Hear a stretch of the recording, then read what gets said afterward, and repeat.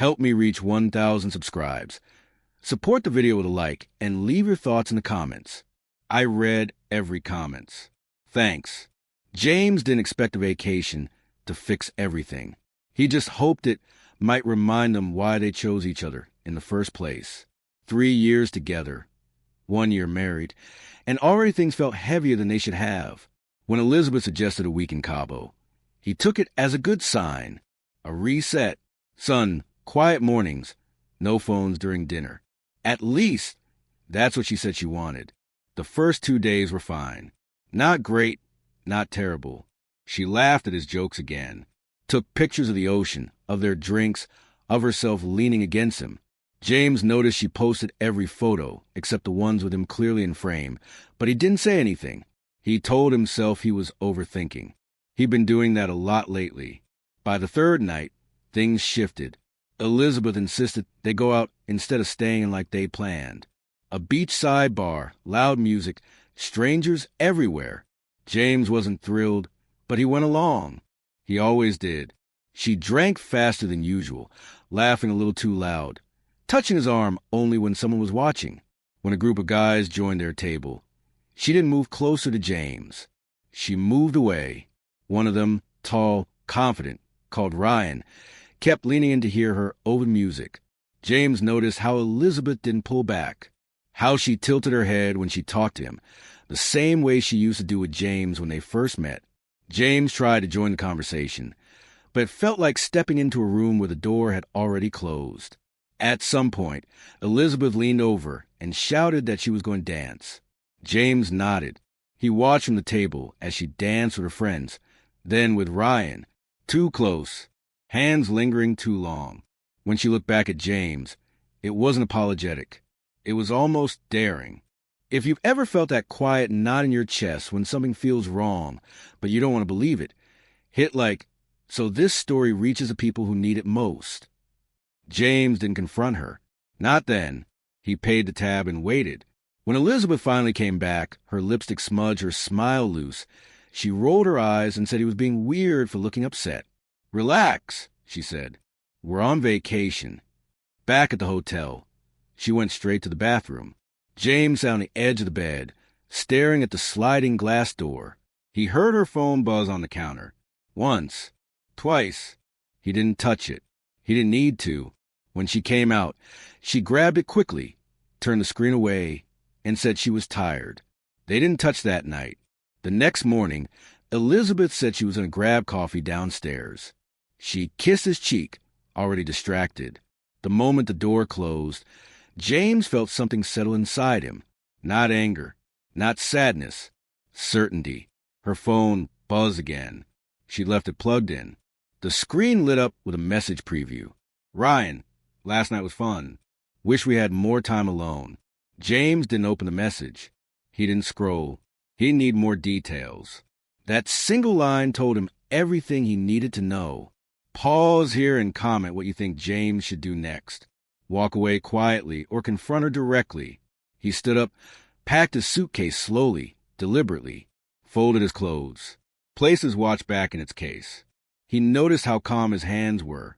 No shaking, no racing thoughts, just a strange, heavy clarity. Elizabeth returned to the room mid-pack. Her smile faded when she saw the suitcase. What are you doing? She asked, confused, almost offended. I'm leaving, James said simply. She laughed at first, like it was a joke. Then she saw his face. You're being dramatic, she said. Nothing happened. James looked at her, really looked at her. The way she avoided his eyes. The way her grip tightened on her phone. If this moment feels familiar, type the word respect in the comments. He didn't argue. He didn't accuse. He just zipped the suitcase closed. Elizabeth's voice rose and softened, then sharpened again. She blamed the alcohol, the vacation, him. James picked up his bag and headed for the door. Behind him, Elizabeth said something that made him stop. You're really going to throw everything away over one stupid night? James turned back, calm as ever. You already did, he said. He walked out, leaving Elizabeth standing there, stunned, the sound of the ocean suddenly very far away. Share this story with someone who understands what quiet betrayal feels like. Sometimes, walking away is the loudest answer. Before I continue and reveal what happened the next morning, including how Elizabeth reacted and why James's decision changed everything, tell me. The next morning came quietly. No dramatic calls, no frantic knocking on the door. James woke up in a different hotel across town, one closer to the airport. He hadn't slept much, but for the first time in months, his chest didn't feel tight. He stared at the ceiling for a long moment, replaying the look on Elizabeth's face when he walked out. Not anger, not guilt, shock, like she genuinely believed he would stay no matter what. His phone buzzed on the nightstand. Elizabeth, 3 missed calls. Then a text, "We need to talk." Another followed almost immediately, "You seriously embarrass me." James read them without reacting. He wasn't angry anymore. That emotion had burned out on the flight across town. What remained was something steadier. Self-respect. He didn't reply. At breakfast, he sat alone near the window, watching the ocean from a distance. Couples laughed nearby. A man held his wife's hand while she talked. It didn't hurt the way James expected it to. Instead, it clarified something. That kind of connection only works when both people protect it. Elizabeth showed up 20 minutes later. She looked different in daylight, less confident. Her sunglasses hid her eyes, but her posture gave her away. She stood at his table like she wasn't sure she was allowed to sit. "So you're really doing this?" she said. Not a question. James nodded once. "I changed my flight. I'm leaving today." Her jaw tightened. Over nothing? James finally looked up at her. "It wasn't nothing to me." She scoffed, then lowered her voice. "I didn't cheat." "You didn't stop it either," James replied calmly. "And you would have kept pretending it was harmless if I hadn't walked out." Elizabeth opened her mouth, then closed it. For a second, the truth slipped through her composure. "I didn't think you'd actually leave." That was the moment James knew he'd made the right choice. At this point in the story, comment below. Was James right to walk away immediately, or should he have given Elizabeth another chance? Let's discuss it honestly. Elizabeth sat down without being invited. "We can fix this," she said, softer now. "It was just a tension. I felt invisible lately." James didn't argue. He didn't defend himself. "You never told me you felt invisible," he said, "but you showed me how replaceable I was." Her eyes flashed. "So that's it? You're just done?" "Yes." The word landed between them, solid and final. She accused him of overreacting, of being cold, of choosing pride over love. James listened until she ran out of things to say. Then he stood up, placed a few bills on the table, and picked up his bag. "This isn't pride," he said quietly. "It's clarity." Elizabeth stood too, panic creeping into her voice. "You'll regret this." James paused. He thought about the night before. The phone buzz. The way she danced. The way she looked past him instead of at him. "I already regret staying longer than I should have," he said.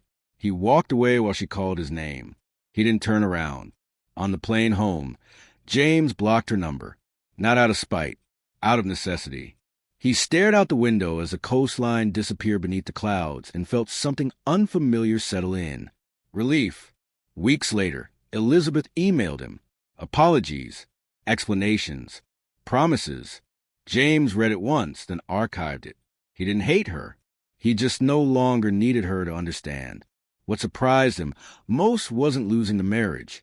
It was realizing how much of himself he'd been shrinking to keep it alive. Walking away didn't break him. It restored him. If this story made you reflect on your own boundaries, type the word clarity in the comments. James moved forward quietly. No revenge. No public drama. Just a man who finally chose himself when it mattered most. If you found value in this story, like the video, subscribe for more real stories about self-respect, and comment one boundary you'll never compromise on again. Your voice matters here.